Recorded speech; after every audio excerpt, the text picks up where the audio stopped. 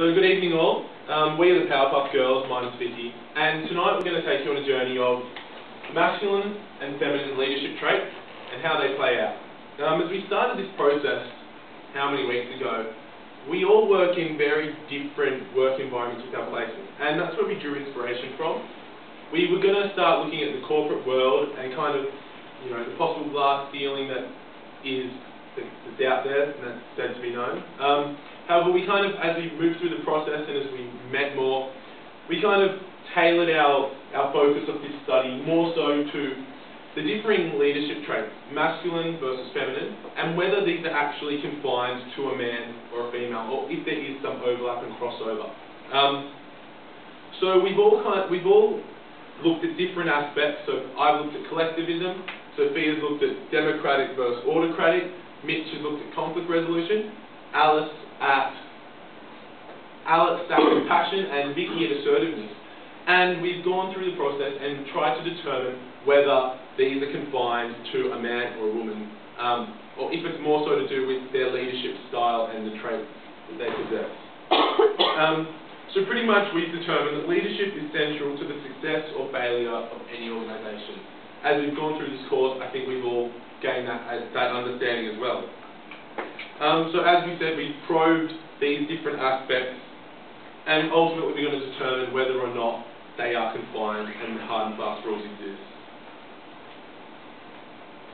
So to start off, I looked at collectivism and individualism. So what is individualism? It is defined ultimately as the level to which a person integrates into a structure or into an organisation and collaborates with others.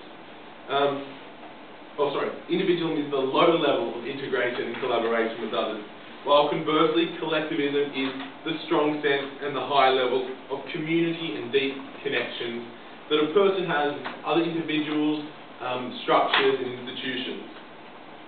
So now I'm going to look at and analyse how masculine and feminine leadership traits, they differ in their embodiment of individualism and collectivism.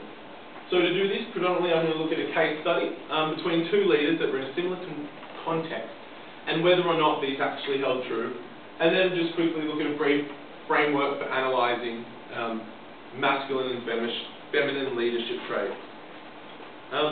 So there's a lot of literature out there.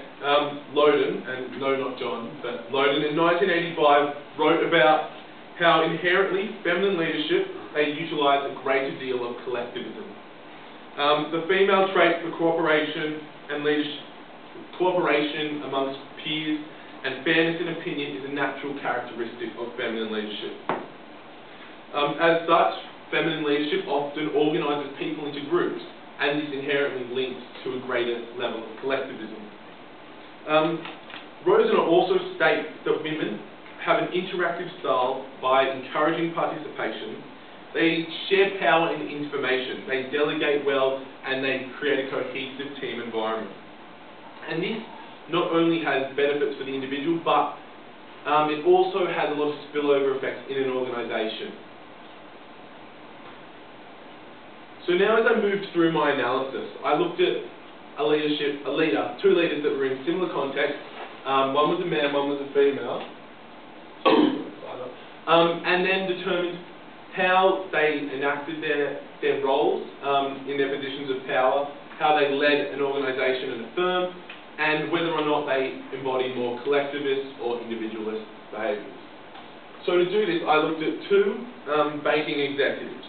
So now, most Australians, we all know who that is on the right there, your left. That is, anyone? No? Gail Kelly. That is Gail Kelly. So she is the CEO of Westpac. She's one of the most powerful, most respected CEOs in Australia. As a female CEO, she's arguably one of the best CEOs in Australia. And not only in Australia, she's worldwide recognition for her ability to lead Westpac. And on the left, your right, we have John Thain. Now, John Thain was the CEO of Merrill Lynch. Now, during the GFC, actually no, I'll get to that. So yeah, we've got Gail Kelly and we've got John Thain. They were both CEOs of financial institutions throughout the GFC. And if we look at the way they acted, we see a very big contrast in their embodiment of collectivist and individualist behaviours. So now when we look at Gail Kelly, she was a female leader and she led Westpac through the GFC. Now, a pillar of her leadership was embracing teamwork, sharing decision making, and subsequently she navigated the GFC incredibly well. Not only did she come out still CEO and with a profitable bank, but she also led one of the largest financial transactions and acquisitions Australia has seen in the buying of St George. Now, however, when we contrast this to Jonathan Dane, he was a self-serving executive. He made decisions that bettered him. It's even been said that when Merrill Lynch was undergoing bankruptcy and selling to Bank of America, one of the high points on his agendas was ensuring that the executive compensation plans were in place. So little regard for shareholders, little regard for their customers, but wanting to make sure that his compensation was in place for when he had to leave the company when it was bought. So he encouraged a competitive work structure where ambition for self was supreme, and the more you got ahead personally was better, and the more respected that he found you, respectable. So now we've seen two completely different leadership styles, and we've seen that the collectivist action usually results in better outcomes. And as such, the feminine leadership style of the caring, the fairness and opinion has triumphed over the masculine traits of competitive structures and self-serving ambitions. And now as my analysis and understanding of the topic continued, I found this really interesting framework proposed by Vidal. Now he says the way to kind of understand behaviours and whether they are idiosyncratic or whether they can be grouped upon masculine or feminine is to study patterns of behaviour and circumstances through these 6 things. So you start off as if there's no sex differences, you move through to the stereotypical sex differences, you go through gender schema, status roles, social roles, and then gender as culture. And as we move through this and analyse kind of the 2 leaders that I've just discussed, we see that it might not necessarily be a blanket grouping of feminine versus masculine, but rather they might be actually idiosyncratic behaviours. So my analysis was kind of up in the air. When I found this framework, it was really changing my opinion on whether collectivist is purely aligned with feminine leadership and whether masculine with individualism. But as we moved through and as the others brought various parts of analysis to light, you'll kind of see that we progressed the analysis just beyond this initial superficial and surface understanding of it. So I'd now like to hand over to Mitch, who's going to discuss gender roles and conflict resolution. So as Aaron said, I'll be focusing on the intersection of gender roles with conflict resolution, and whether or not gender does really determine the way in which individuals resolve conflict. To do so, I'll first of all address why we need to consider the intersection of these 2 issues. Second of all, I'll address the traditional model in literature. I'll see if the model actually holds, and I'll account for any variations there are in the literature, and just make some brief concluding remarks. So why do we need to consider these 2 variables? First of all, we're seeing 2 trends in business at the moment. First of all, there's an increasing expectation that those in positions of leadership are responsible for forming a conflict resolution role. Mintzberg, back in 1973, acknowledged that, and in more recent studies, such as that by Michalski in 2006, mentioned that a decade ago, only 9% of a manager's time was spent resolving conflict, whereas now it's about 18%. So, linking to the second issue then, or trend then, we're also seeing persuasiveness of gender diversity. So, workforces in Western nations are becoming increasingly gender diverse. So that's why it's important to consider whether or not gender shapes conflict resolution, so managers understand these concepts. Okay, so here's the traditional model in literature. The traditional model says that gender really does influence the way people it says basically two things. Females tend to use interpersonal, compromising, collaborative, accommodating, integrating, cooperative, avoiding, pro-social and communicative methods. In contrast to that, males prefer aggressive, competitive, confronting, assertive, pro-task and coercive strategies. So that's what the literature says in general. That's the conventional approach. But really, I wanted to see whether or not that actually holds true in all circumstances. So I had a look a little bit deeper at the literature out there, and we find that there is actually some variation. It's not completely consistent. Fink and Brunner in 1987 found the model did hold, but not as strongly. It was more subtle. Duan in 1989 found that actually males accommodate, whereas females are more confronting. Rossi in 1985 found that females are equally likely to use coercion as their male counterparts. So that's really not consistent with the traditional model that we're seeing. So why is it that there's this inconsistency in the findings of these scholars? So let's account for those variations. And perhaps the most appropriate answer is provided by Shaq in 2002. He found that actually, whilst gender may influence the way individuals resolve conflict, there's actually other variables at play. And they might be the context of the conflict, the position and the level of authority, and the pre-established relationships with those managers have with the parties in conflict. So whilst we found that gender does influence conflict resolution styles, it's important to keep in mind that there are other variables at play. And it's really difficult to make these broad generalizations about the ways in which gender influences the conflict resolution styles of managers. Cool. So just to pass you over to our next speaker. Hi everyone. So I was looking at whether there's a correlation between gender and the leadership style that's adopted, whether it's autocratic or democratic. And today I'm going to go through autocratic leadership versus democratic leadership and where the key differences lie. And then I'm going to see if there is actually a gender divide and if people are more likely to choose one way or another depending on their gender. So, yeah. So back in 1939, Lewin identified different forms of leaders, and one of them was autocratic, one of them was democratic. And autocratic leadership is characterized by a domineering approach, top down, that might include intimidation or coercion or force.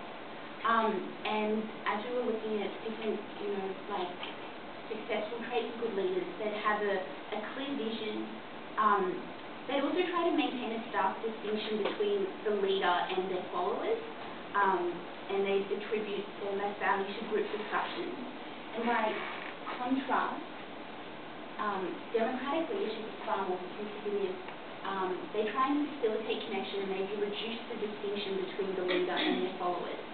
And it involves connection and communication. So democratic leadership and autocratic leadership is kind of fundamentally at odds.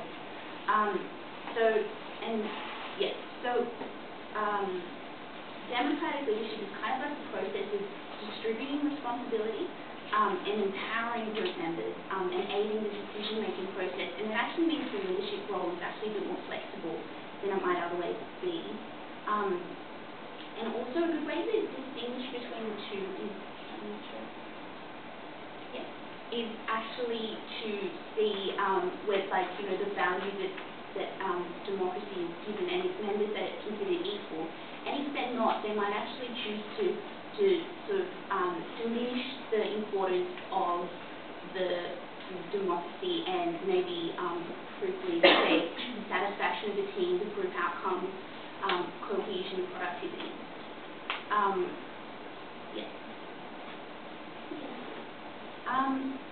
So now on to the gender divide and whether they align with democratic versus autocratic. So one study conducted by Eagley and Johnson confirmed that stereotypical expectations of women as being democratic and males as being autocratic is actually true. And this was interesting in our discussion when Mitch and I were saying, Mitch was saying, traditional expectations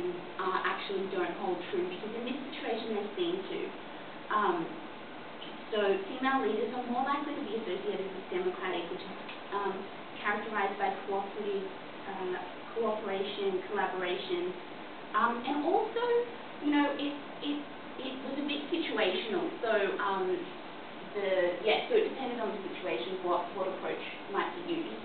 And finally, I found that the followers actually had a lot of power in determining what leadership style was used.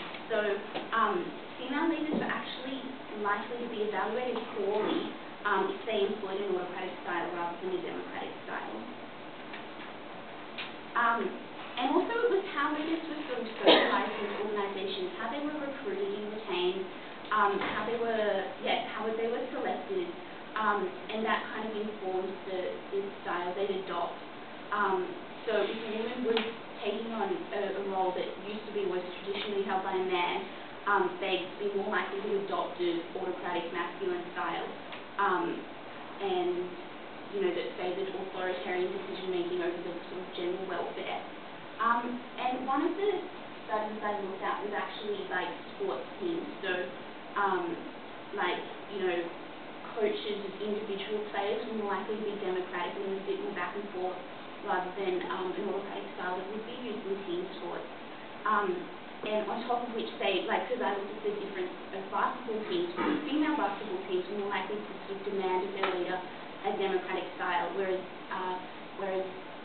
the guys basketball teams will kind of play it a bit by situation, and you know, maybe relinquish a bit of their power if it meant that the outcome was better overall. Yeah. So yeah, that's it. So just typical sort of research suggests that males and females and you know, and their leadership, they're more likely to fall into the distinct categories of autocratic versus democratic. And you know, this could be organic, it could come from within the organisation and be a condition of their hire, but it also might be sort of self-fulfilling, and females like falling into roles they think maybe they're expected to adopt. And now I'm going to pass on to Al.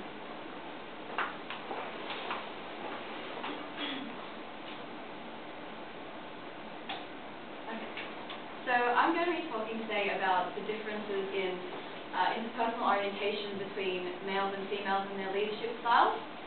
So what does this really mean? Well, basically what I mean by interpersonal orientation is similar to kind of what Mitch was talking about, but in a more general sense. So whether males and females take a more aggressive or a more compassionate approach towards just the way that they lead. So, for example, whilst motivating others or in getting others to, you know, perform the work for them. I studied the study from Eagley and Johnson that Sophia was also talking about just then. And basically they defined this sort of orientation into two categories. They defined a term known as agentic style of leadership, which is predominantly adopted by men, which, as you can see, includes more controlling, aggressive, dominant, ambitious styles of leadership, whereas women were more communal, which is what they define the term as. So you might not be able to see, but it says, you know, they're more affectionate, they're more helpful, they're kinder, and essentially they're just more nurturing towards their employees and their subordinates. And this is quite, you know, an obvious trait that we all exhibit in our day-to-day lives. But what I'm really looking at today is whether that is really applicable in the corporate world, and whether this truly sort of exists, I guess, amongst businesses and female leaders and male leaders. So do these differences exist? So I've done a lot of research, and basically, as you can see from this list, past research has shown that there's quite a lot of evidence for this style of sort of this differentiation, and there's only a couple against. But as you can see, the arguments for, they're quite outdated. So, for example, Broverman, Vogel, Broverman, Clarkson, and Rosenkrantz, Gio and Lewis, Williams and Best, they all showed sort of empirical evidence for the fact, you know, they did their own sort of empirical testing and found that women did sort of exhibit more compassionate and more interpersonal relationships with their employees, whereas male were just more aggressive and quite independent. And from a study by Cantor, in his work called Men and Women of the Corporation, he concluded that this behavior was a result of women being in positions of little influence and in position with little opportunity for advancement, and that's sort of what influences them to behave that way. Cannon in 1990 found that this was actually because of the way that men and women are raised, and it's actually more of a child thing from an earlier age, and women are sort of brought up in that environment from their mothers and from their, whereas males are developed, a lot more aggressively from their fathers, and so it's a much more seeded kind of thing. However, Eagly and Johansen Schmidt, they did a test in 2001. They also did another empirical test, which is obviously a lot more recent than these guys, and they found that in fact this is not as prevalent in the modern day business world. So what they did was they actually did a lab study, and they also did some real world field study into this sort of behaviour, and they found that there was a slight difference, but that was mostly in the lab studies, and they actually found that in the real world it wasn't as common. It was just in those sort of tested environments. And they did some further research into that, and they found that that was actually because the managers in those, lab studies were actually just strangers to their subordinates, and so they didn't, feel as connected to them as they would in the real workplace. And so what they found was that males were a lot more aggressive in the lab study, but in the real world, they were actually a lot more compassionate to their own employees, and they were a lot more giving. And so this is, providing evidence against the fact that there is this differentiation between the styles. So Moran in 1992 also argued that this is presumably because there was a background influence in the testing, and that in fact the managerial role took precedence over this whole sort of relationship, which sort of was a secondary kind of item to them.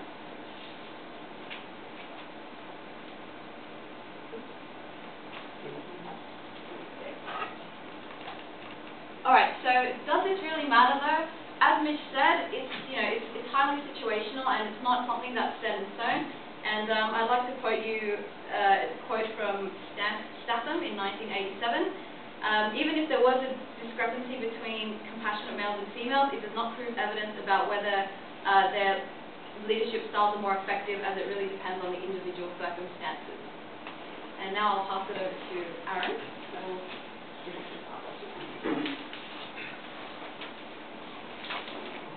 Okay, so now Vicky looked at assertiveness. So now assertiveness is a key component of effective communication, adding power and conviction in the message. However, being an assertive leader means being one with who can confidently state personal and group needs in an appropriate manner. 3 issues explored are the importance of being assertive as a leader in terms of effectiveness in achieving results, how this relates to masculine and feminine leadership styles, and whether women are viewed as less effective leaders, as they might be less assertive around the workplace compared to men. Leaders with low levels of assertiveness may be viewed as too passive, while on the other hand, extreme assertiveness may be viewed as too hostile. Now, a masculine style of leadership is task-oriented, tending towards more assertiveness, whilst the feminine style of leadership is relationship-based. Now, this often tends to more democratic, more interpersonal relationships, and sometimes less assertive for the individual. Now, leaders who experience the most success, though, which has been found, are those that have the ability to be assertive without being aggressive, combining the best of both masculine and feminine leadership traits. Now, being assertive allows the expression of legitimate wants, needs, feelings, and ideas in order to create honest relationships with others. Leaders who come across as being high or low in assertiveness tend to be viewed as less effective, with leaders at both extremes also being less effective. Sorry about this. So research suggests that an optimal level of assertiveness is where leaders can be more assertive or less when necessary, depending on the situation. Assertiveness or aggressiveness has traditionally been associated with a masculine style of leadership. Hence, when women display this aggression or assertiveness, they are sometimes viewed as unfeminine or threatening to others. When studied, women in high-level leadership positions, such as CEOs or the other C-level, they seem to exhibit the same sorts of leadership behaviours as their male counterparts. Leadership roles require certain actions and behaviours to succeed, and studies show that males and females are equally effective. Research also shows that average tendencies, as one man or one female might have,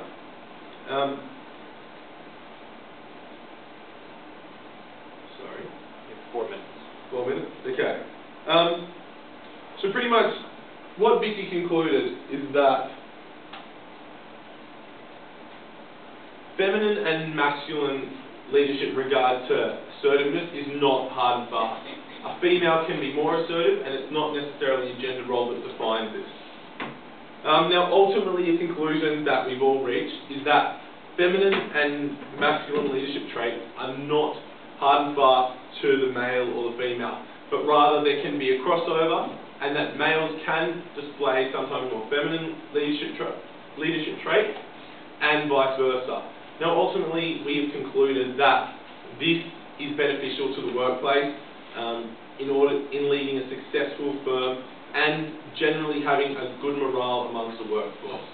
So I hope, as we've led you on this journey studying these various leadership traits, that you've seen this analysis come to light and are aware of the fact that just because you're a man and you have some masculine leadership traits, there is things to learn from embracing a more feminine trait, and vice versa for females adopting certain masculine leadership traits. So thank you for listening to our presentation, and are there any questions?